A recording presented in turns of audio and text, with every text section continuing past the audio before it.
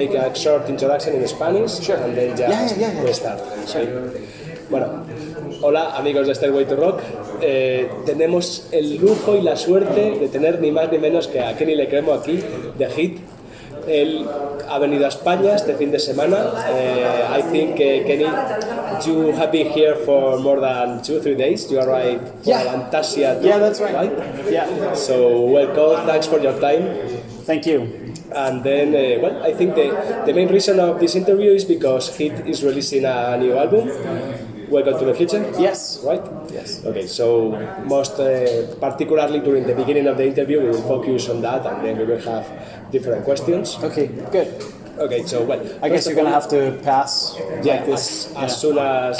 Okay, so my first question, just give us your impressions of this tour with Avantasia, because well, I think it has to be very different to be in such a massive production with all those amazing singers. Yeah. How is it going? How are you enjoying? I mean, for me, it's it really wasn't that difficult to sort of get accustomed to all the people, the production, because the whole Avantasia crew and singers and people who play in the band. I mean, we're like a family.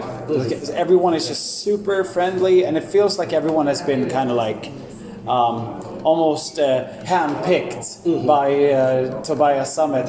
You know what I mean? Like, he's a great guy, or that's a great girl or a woman, and it's just like it's always so easy to just kind of like come into a new working relationship when everyone is just super friendly and real, just real people with a lot of respect for the fellow musicians, and I don't know, it's been a great time for me, really. It's and to be able to work with people such as Ronnie Atkins or Eric Martin, or I mean, it's incredible. Because when I grew up, I listened to Mr. Big. I mean, like, wow. I listened to. I mean, I wasn't like the biggest fan of Mr. Big. I'm the biggest fan, like that. But it was a big part of my life, Mr. Big. It's the same. I'm Pretty Maids as well. It's crazy that I'm able to. Well, let's not mention Tobias Summit, because Mr. Summit. Of course, it's a big part of my life as a musician. So, with all of that said, of course, I mean, for me it wasn't a challenge at all. I came in, I felt really welcome. So, yeah. Good. Well, I will only make another question about the Avantasia, and sure. then it's over, because I think we want to hear about it, of course. But well, I was there in the show this Saturday. Oh yeah, it was amazing. I saw your usual display of energy there. You are the most energetic guy. Even you were moving even more than Tobias. Yeah. You're amazing. But I saw that you had really good stage chemistry with Tommy Karevic. I mean, when you were together, you were amazing, both of you. It was like, my question is, did you prepare or something like this, something that just came up naturally? Because you're great. I mean, I would say that most of it is just completely improvised and by feeling. Of course, we talked like together, me and Tommy, like, it would be cool if we tried to maybe keep on like I'd be on the left, you're on the right, basic things like that, so as to be able to present the song. I mean, the song that we sung as well, that we sing together, Wicked Symphony. It's a great song. It's such a cool song, and we want to do that as good as we can, as well as possible. So of course we communicated a little bit about maybe where like stage positions and stuff, but everything else that you see is just him and I, feeding off of each other's energy, and it came very naturally.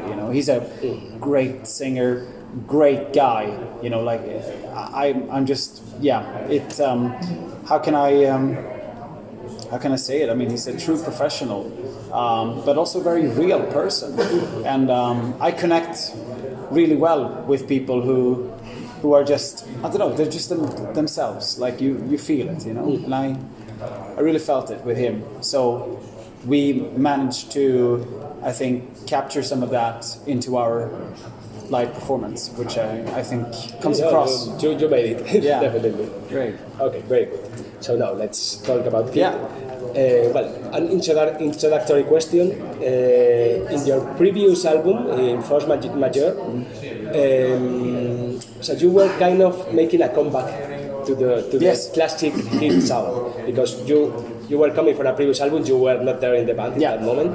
So the first question is, that in that moment it was something totally related to your comeback? It was something natural, that comeback of the sound, or why it happened?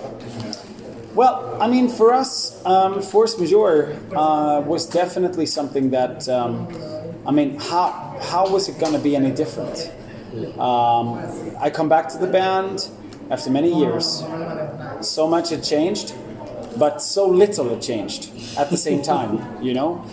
We're a bunch of brothers that came up, you know, together, and we kind of matured musically together. So, and we also played together even before H.E.A.T. You know, some of us, we played together for a really long time. So it goes way back. So for us to just, the only thing that was left for us to do was to just get back together, work on some music, and have fun with it. And that's what, you know, ended up being Force Majeure. Of course, Force Majeure is also an album that has to follow, you know, something like H.E.A.T 2, and H.E.A.T 2 is a fantastic album. Definitely. And we felt the pressure as well, you know, like, oh my God, we gotta do something that lives up to H.E.A.T 2, and which brings me to the fact that Welcome to the Future doesn't really have that. It's just unapologetically what it is, you know. It's like, it doesn't give a shit. It's just Welcome to the Future. Here you go. Yeah, Toma. That's my question. Yeah. No, I wanted to know about Welcome to the Future. How was the plans of the band when preparing the album? What do you have in your mindset about going into a new direction, classic hit? So how did you feel about preparing the album? What fans can expect? Yeah. Well, I think fans can definitely expect the usual suspects. We've got some you know, great you know, classic H.E.A.T elements on the album, of course, but that was always going to be the case. I mean, we're H.E.A.T. That's what we do. But then, of course, we have elements, I think, on the album that takes inspiration from an earlier time in H.E.A.T. You know, the sort of I guess you could call them legacy albums at this point, or retro albums. Yes. Almost. Jesus Christ, makes myself sound fucking old. Well, it's a lot of time. Yeah, it is a lot of time. But like, you know, the early albums, like going back to the first album, maybe some Address the Nation, you know, like just some inspiration from that era, which I think is really a great time in the history of the band. I think Welcome to the Future, there was no fear really involved. There was no like we have to be as good as, or we have to try to overcome blah blah blah, or it doesn't give a shit. It is just what it is. And we approached, I think, the songwriting in a very similar way as well. It's just like, let's just do what we like, what we really enjoy to play. And, you know, what you hear on Welcome to the Future is the result of 5 guys who love to play music together. And it doesn't try to be anything other than what it is. Yeah. And also, well, this question was planned, but you already said that when you left and came back, there were so many things that changed, but Yes. others were the same. Yes. Can you tell us a little bit what was changed? Sure. I mean, I think the fact that, you know, the band had continued to evolve, with Eric. In a great direction, by the way, because when we started H.E.A.T, we were always a band that sort of came from heavy metal roots, hard rock, and then we kind of together discovered, like Toto, Survivor, Giant, and so it influenced our early album a lot with that sort of melodic rock style, right?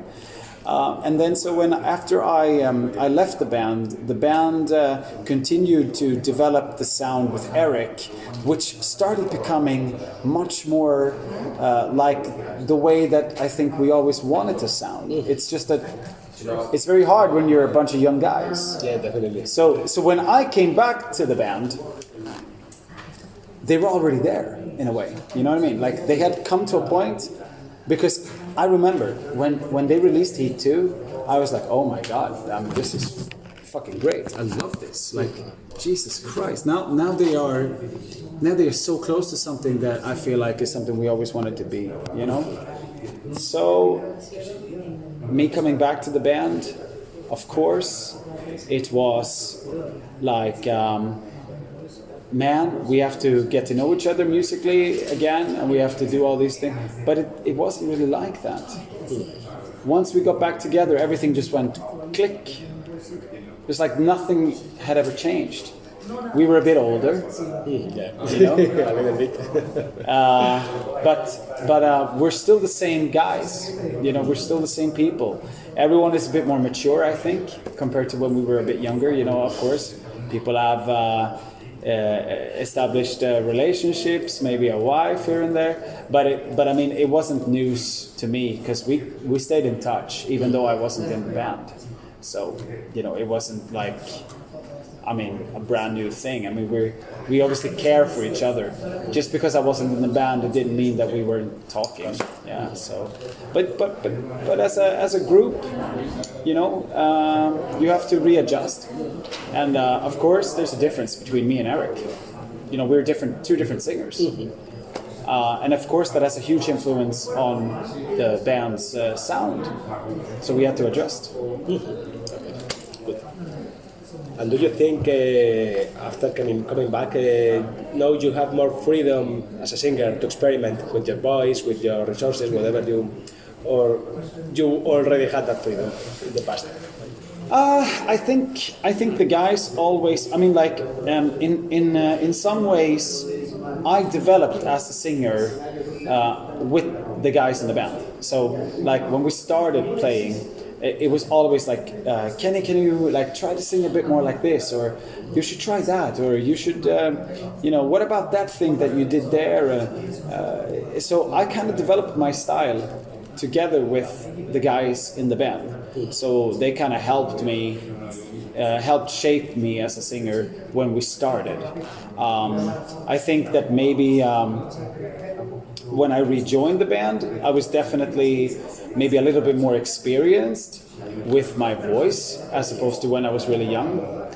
But honestly, not much had changed in our relationship between how we make music. I mean, like, if you have a really strong guitar riff, and if I sing in a way that I really like, it doesn't necessarily mean that Dave loves that. He may say, Kenny, no, I like it more when you try to, like, maybe change this or be a little bit less aggressive or more, you know what I mean? Like we like to try to bring the best out of each other for the song, and so nothing has really changed there. I would say. Okay, and now this is a very typical question, but I would like, and no one says the answer, but if you had to pick up one song of Welcome to the Future, you may have one that summarizes the album, maybe because of the lyrics, maybe because of the sound, the vibe, whatever. Oh, wow. You may choose one, or it's difficult. I think it's still a little early, you know. I mean, it's like I think I had a similar question when we had Force Majeure out, and I feel like now I'm ready to answer that question about Force Majeure. Yeah, but it happens to us, to the fans. Yeah. So you know what I mean then, right? So it's like, I mean, I think that I think I'm gonna have to counter and say I can say that about Force Majeure, and I think Get Back to the Rhythm is definitely the one that summarizes that whole album, and it's also it summarizes my fucking comeback to the band in a way. I think it's great, and I think that with Welcome to the Future, it's still a bit too early to tell which song defines or encapsulates the album. There are quite a few passages, I think, on that album that are contenders. So we will see. Okay. Yeah, for me, after listening to it many times, I would say "Children of the Storm" is such a basic band, but probably in 2-3 weeks it will change. I mean, but I hope that it will change. That's the thing. That's what I want. I think that's the dream of everyone who makes albums, who makes music. We want that to change. It's like every time you listen to the album, I want you to be, this used to be my favorite, but now it's changed. You know, it's like that's what you want. It makes me so happy to hear that. That's exactly what you want. Okay. And regarding your vocal performance, do you think it has changed during the years, particularly after the break that you have? And also, before answering that, I would also. So I have an important question. When you were outside of the band, recovering with your health and everything, were you missing a lot of the music in that moment? Well, of course. Of course. I mean, it took me a few years because after I just left the band, then it was, a couple of years, 3 years, where music was so connected to H.E.A.T that when I left H.E.A.T, I didn't make music. I wasn't singing much at all. I didn't do much of anything music related for the first couple of years, 3 years. So it wasn't until a bit later when I started writing music again with Dave and stuff. And of course, I think my voice has changed a little bit with time. But I think that it does for everybody, The voice of the band has also changed, and the way we approach our music. For better or worse, I don't know. But it's, it's just like that. You go through life, right? And you become, like, when we started H.E.A.T, I was a young man, almost like a boy. Today I'm a man. It's a very different, it's a different voice, right? It's a different expression. Okay. So, for the fans, if you had to give them one reason to go to have Welcome to the Future in their collection, what can you tell them to convince? About getting the Welcome to the Future. One reason to say, okay, this is our best release, because. Well, I think it's one of the more special H.E.A.T albums. Not just the music. It's the fact that we have, in my opinion, been able to merge the music. With our imagination in the band, with the artwork, with everything that we are doing now in the live aspect as well. This record is going to end up being quite important, I think, in our career, and it's going to be a defining moment. So it's definitely something that you're going to want to get, I think. And of course, I mean, support your favorite band. Now that you mentioned the artwork, I didn't have the chance to get it. I mean, I have been able to stream the album, but I saw the cover and it looks so nice. Yeah, I'm a guy from the 80s, and it has that. But did the cover make sense to you after listening to the songs? Yeah, definitely. Yeah, Good. It's totally cool. So I will change now. I'm going to interview him. Hi, welcome. You have joined Kenny Leckremo interviews in the interviewee. By the way, I didn't introduce myself. My name is Ruben. I'm such a polite guy. Yeah. Oh my god. Okay. It's fine. Don't worry about it. Okay. Before continuing, maybe you want to tell something else about Welcome to the Future, or we can go to two more questions. And we can go to another question. It's fine. Okay. Yeah. Just something related to the Swedish hard rock scene. Since 2000 to now, it has been increasing. Yeah. There is a real revival. I think H.E.A.T is one of the major drivers for that. What do you think about that? The revival and about your role in that. I mean, I think it's very difficult for me to understand the impact of my band. We never ever, we never imagined that. We never seeked to take any credit for anything related to being a leader in the genre or pushing the scene out of Sweden. But I'm starting to realize more and more that, of course, we are probably a part of a group of bands that reignited, the hard rock scene, the melodic rock scene out of our area in the world, of course. But it was like, I think it's like anything.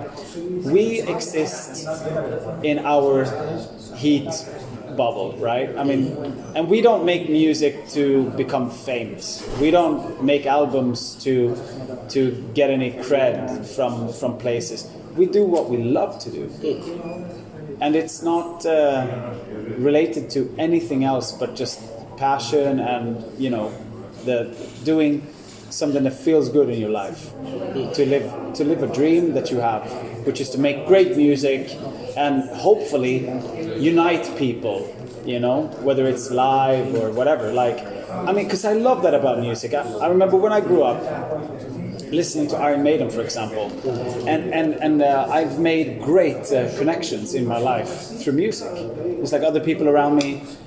You go to a Maiden concert, you make friends with people because you listen to the same music. It gives you like an excuse to open up. Not just musically, but like mentally and everything else. Emotionally. Yeah, Yes. yeah. Now that you mention groups like Maiden, this question was planned for later on, but we can maybe talk a little bit about your influence and particularly your influence in your singing style. Yeah. Well, I have a lot of influences, a lot of inspirations. Maybe outside of the metal scene would be great. Outside of the metal scene. Well, both, but Okay, I'll start. I'm more interested. Yeah, but sure. I can start with going way back in time when I was a little boy. Nothing but Michael Jackson was playing in my bedroom. I was from the time when I could start picking my own music, which probably was maybe like 5 or whatever. When you are really small, and so definitely Michael Jackson was my first inspiration, my first influence.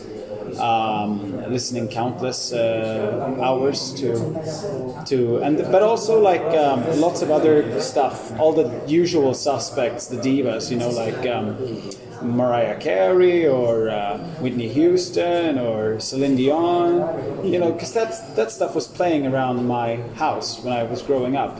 My parents, sure, they listened to some rock, but that was like Toto or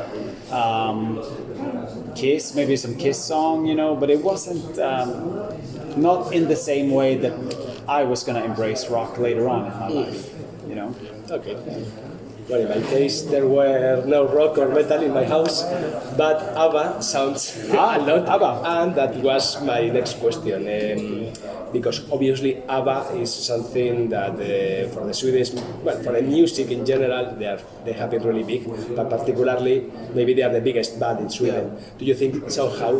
Well, I think somehow they have influence over everything. Do you think with H.E.A.T there is something from them? I think the only reason why I didn't mention ABBA, just as I was talking about all the other music that I just spoke about. ABBA in Sweden is a little bit like jamón serrano here. I mean, it's like you grow up with it, whether you like it or not. It's just there. It's a really interesting comparison. No, but it's a shit comparison. But no, I like. But it's in the water. Mm-hmm. You grow up, and you know you got ABBA, and ABBA is something that you grow up around. And if you're Swedish, you know what ABBA is, and the songs are not really individual songs. They're almost like soundtracks for a moment in your life. So people will maybe travel to their country house and they're playing, you know, dancing queen. Like people think, oh, I remember that car ride with my parents or whatever. Like ABBA is the soundtrack for a lot of people because it's so it's taken for granted almost when you live in Sweden. It's almost a little bit like Europe, you know? Yeah. For Swedish people. For Swedish. Yeah. I guess. Yeah. I cannot. Yeah. You know, the final countdown. I mean, everybody knows. It doesn't matter like if you're into rock or not. But ABBA is definitely, unmistakably responsible for a lot of, you know, melodies spinning around every fucking metalhead or hard rocker's head in Sweden, without a doubt. Of course. I mean, ABBA is great, undeniably great. And you can ask anybody, pretty much. I don't think anyone will disagree with it. I don't think so. Okay, so now we can also talk a little bit about the lyrics, because I didn't ask about the lyrics in Welcome to the Future. The topics that you have there are more or less the typical topics in H.E.A.T, or there's something new. Sorry. I think it explores a little bit more. You know, it's got some party tracks on there. You know, like classic H.E.A.T vibe. But it definitely is a little bit more conceptual, no? Like you know, related with the cover and everything else. I don't want to give too much of it away because I want people to listen to the songs, to listen to the lyrics and to discover, you know. But it's definitely I would say a little bit more introspective. Like it explores themes, not just human desire for party, and because it has that too, but it also has another side to it. You know, it explores some darkness within us, and how you can use that in a way to maybe do something better. You know, the world is a very stormy place right now. You know, definitely, and it's definitely inspired parts of what we are doing. And Welcome to the Future is a little bit more, like I said, it's got a bit of a theme to it. And I would love for people to try to enjoy the album in a way similar to what people did back in the day, you know, when they were sitting down, maybe holding a physical copy and like listening, whether you're listening on Spotify or whatnot, look at the lyrics, check out the artwork, you're gonna start connecting the dots, you know. So it's definitely it's got a little bit of weight to it. All the lyrics, yes. And I didn't ask the title. Welcome to the Future. Are you the band when you decide to put that title to the album? Were you sending us a message?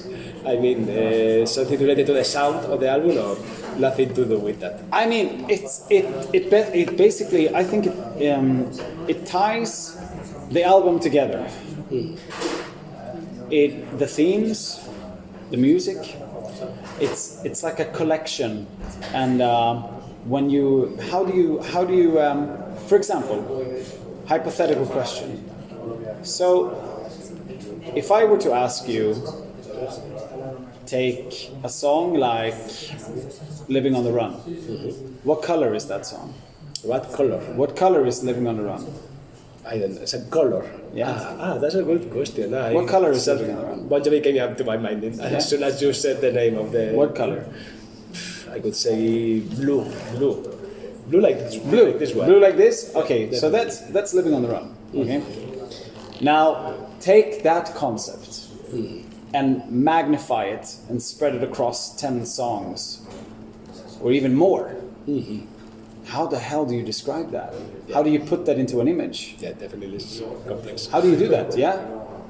So that's what we try to do.